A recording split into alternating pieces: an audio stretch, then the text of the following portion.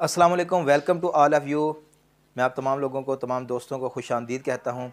आज बात करेंगे डाइजेस्टिव सिस्टम के हवाले से, डाइजेशन के हवाले से।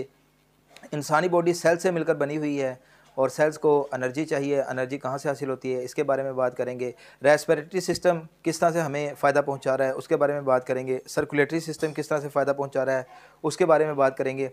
तो बहुत सारे लोग ये समझते होंगे कि जो बॉडी है वो एक पंचिंग बैग की तरह है, कॉम्पैक्ट है, लेकिन ऐसा हरगिज़ नहीं है। बल्कि जो इंसानी बॉडी है वो एक हॉलो ड्रम की तरह है, खाली ड्रम की तरह है, जिसको सिलोमी कैविटी कहते हैं। और इस सिलोमी कैविटी के अंदर मुख्तलिफ़ किस्म के ऑर्गन्स पड़े हुए हैं जो कि अपना अपना काम कर रहे हैं। सिलोमी कैविटी दो पार्ट के अंदर डिवाइडेड है, एक अपर पार्ट और एक लोअर पार्ट। इस सिलोमी कैविटी को डिवाइड करता है डायाफ्राम। डायाफ्राम एक प्रोमिनेंट मसल है जो सिलोमी कैविटी को डिवाइड कर रहा है अपर पार्ट और लोअर पार्ट के अंदर। अपर पार्ट में लंग्स पड़े हुए हैं और इस कैविटी को, जो अपर पार्ट की कैविटी है, इसको कहते हैं थोरेसिक कैविटी या फिर चेस्ट कैविटी।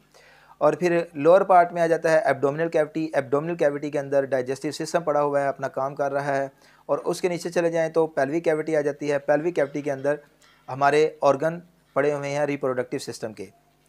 तो जो हमारा रेस्पिरेटरी सिस्टम है ये भी हमें फ़ायदा पहुंचा रहा है, हमारा डाइजेस्टिव सिस्टम भी फ़ायदा पहुंचा रहा है, रिप्रोडक्टिव सिस्टम भी फ़ायदा पहुंचा रहा है, सर्कुलेटरी सिस्टम भी फ़ायदा पहुंचा रहा है। मुख्तलिफ़ किस्म के सिस्टम्स हैं, उनके बारे में मैं आपको बाद में बताऊंगा। आज हम सिर्फ डाइजेस्टिव सिस्टम और डाइजेशन के हवाले से बात कर रहे हैं। देखिए, जो भी हम फूड इंटेक कर रहे हैं उससे हमें क्या हासिल हो रहा है, इसके बारे में जान लेते हैं। सेल्स को एनर्जी बनाने के लिए ग्लूकोज दरकार होता है। ग्लूकोज हमें हासिल होता है उस फूड से जो हम इंटेक करते हैं। लाइक हम चपाती खाते हैं, हम चावल खाते हैं, या हम मिल्क यूज़ करते हैं। तो जो भी ग़िज़ा हमारे स्टोमिक में आती है, स्टोमिक उसको क्या करता है कि उसमें से स्टार्च को अलग करता है, स्टार्च को मज़ीद ब्रेक डाउन करके ग्लूकोज़ में कन्वर्ट कर देता है। ग्लूकोज़ आगे ट्रांसफ़र हो जाता है ब्लड में, और ब्लड वहाँ से उसको लेकर चलता है और बॉडी के तमाम सेल्स तक ग्लूकोज़ को पहुँचाता है। वहाँ पर एक केमिकल रिएक्शन होता है जो ऑक्सीजन और ग्लूकोज़ की मौजूदगी में होता है, और एटीपी प्रोड्यूस होती है प्लस कार्बन डाइऑक्साइड प्रोड्यूस होती है। तो ये एक इक्वेशन है, इसके ये एक बुनियादी इक्वेशन है, इसके ऊपर तमाम बायोलॉजी टिकी हुई है ह्यूमन बॉडी की। देखिए, जो हमें स्टार्च मिला है वो मिला है ग़िज़ा से, चपाती से, चावल से, दूध से, पानी से। मुख्तलिफ़ किस्म की ग़िज़ा जो हम यूज़ कर रहे हैं उससे हमें क्या हासिल हुआ है, स्टार्च। स्टार्च एक कॉम्प्लेक्स मालिक्यूल है जिसको कन्वर्ट करता है हमारा डाइजेस्टिव सिस्टम सिंपल फॉर्म के अंदर। क्योंकि ब्लड के अंदर जो ब्लड वेसल्स हैं उनमें से स्टार्च क्रॉस नहीं कर सकता, तो लाजमी सी बात है कि इसको सिंपल फॉर्म में कन्वर्ट करने की ज़रूरत होती है। तो इसको कन्वर्ट करने के लिए जो ऑर्गन हमारा हमें फ़ायदा पहुंचा रहा है वो है digestive system. Digestive system simple इतना सा काम करता है कि कॉम्प्लेक्स फॉर्म में जो मालिक्यूल्स हैं उनको ब्रेक डाउन कर देता है सिंपल फॉर्म के अंदर। और वो जो सिंपल मालिक्यूल्स हैं जैसे ग्लूकोज, वो हमारे ब्लड में चल जाता है और ब्लड जो है उसको पहुँचाता है सेल्स तक। सेल्स के अंदर एक रिएक्शन होता है जहाँ पर एनर्जी प्रोड्यूस होती है, कार्बन डाइऑक्साइड प्रोड्यूस होती है, एनर्जी प्रोड्यूस होती है ग्लूकोज और ऑक्सीजन की केमिकल के रिएक्शन के नतीजे में, और इसके नतीजे में हमें एटीपी हासिल होती है और कार्बन डाइऑक्साइड हासिल होती है।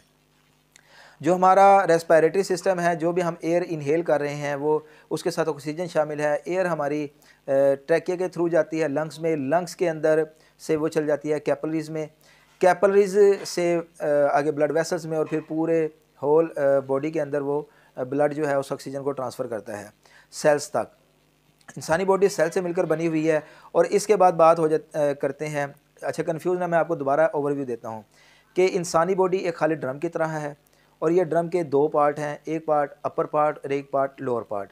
एक प्रोमिनेंट मसल है डायाफ्राम। इस खाली ड्रम को कहते हैं सिलोमिक कैविटी।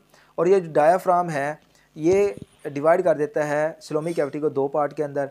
एक को अपर पार्ट के अंदर आगे मौजूद है हमारा, अपर पार्ट को हम कहते हैं ये चेस्ट कैविटी या थोरेसिक कैविटी, और इसके अंदर लंग्स पड़े हुए हैं। और लोअर पार्ट के अंदर एब्डोमिन आ जाता है। एब्डोमिनल कैविटी के अंदर डाइजेस्टिव सिस्टम पड़ा हुआ है। उसके नीचे आ जाता है पेल्विक कैविटी। पेल्विक कैविटी के अंदर पड़े हुए हैं हमारे रिप्रोडक्टिव ऑर्गन्स। यहाँ तक बात हो गई। उसके बाद बात हुई सेल की। सेल एनर्जी प्रोड्यूस करता है जो कि ज़रूरी है ज़िंदगी के लिए, लाइफ के लिए। तो एनर्जी बनती है ग्लूकोज और ऑक्सीजन के रिएक्शन से, एटीपी प्रोड्यूस होती है और साथ में कार्बन डाइऑक्साइड प्रोड्यूस होती है। जो ग्लूकोज है ये हमें हासिल होता है स्टार्च से। स्टार्च हमें हासिल होता है हमारी ग़िज़ा से जो हम इनटेक करते हैं। और ये ग़िज़ा हमारे डाइजेस्टिव सिस्टम में आती है। वहाँ पर ये स्टार्च जो है कॉम्प्लेक्स मालिक्यूल है, तो इसको ब्रेक डाउन करता है सिंपल मालिक्यूल्स के अंदर, सिंपल फॉर्म के अंदर, ताकि वो सिंपल फॉर्म हमारे ब्लड के अंदर जा सके। यहाँ तक बात होगी हमारी। उसके बाद हम अपने रेस्पिरेटरी सिस्टम को देखते हैं। रेस्पिरेटरी सिस्टम क्या करता है जी, कि ये हमें ऑक्सीजन प्रोवाइड करता है ब्लड के अंदर। बाहर से ऑक्सीजन जब हम इनहेल करते हैं तो लंग्स में आ जाती है, लंग्स से वो कैपिलरी में आ जाती है, कैपिलरीज के अंदर मौजूद होता है ब्लड एक ट्रांसपोर्ट का काम करता है, जो कैरी करता है ऑक्सीजन को प्लस ग्लूकोज को सेल तक, पूरी बॉडी के जो सेल्स हैं वहाँ तक ये इसको पहुँचा देता है, और जिसके नतीजे में एक एटीपी प्रोड्यूस होती है और कार्बन डाइऑक्साइड होती है प्रोड्यूस, और वहाँ से ये वापस लेकर आता है कार्बन डाइऑक्साइड को, और जहाँ से वो एक्सेल यानी एक्सक्रीट हो जाती है। इसके अलावा हम बात करेंगे सर्कुलेटरी सिस्टम की। सर्कुलेटरी सिस्टम क्या काम करता है, देखिए पूरे बॉडी के अंदर जो ब्लड पहुंच रहा है वो सर्कुलेटरी सिस्टम के बदौलत पहुंच रहा है।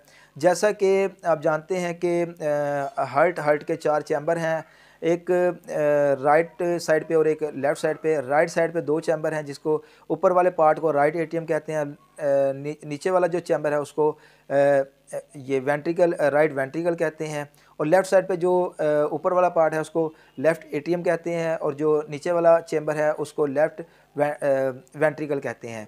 तो ब्लड जो है, जो डीऑक्सीजनेटेड ब्लड होता है, डीऑक्सीजनेटेड ब्लड वो ब्लड होता है जिसके अंदर ऑक्सीजन शामिल नहीं होती, बल्कि उसके अंदर कार्बन डाइऑक्साइड शामिल होती है।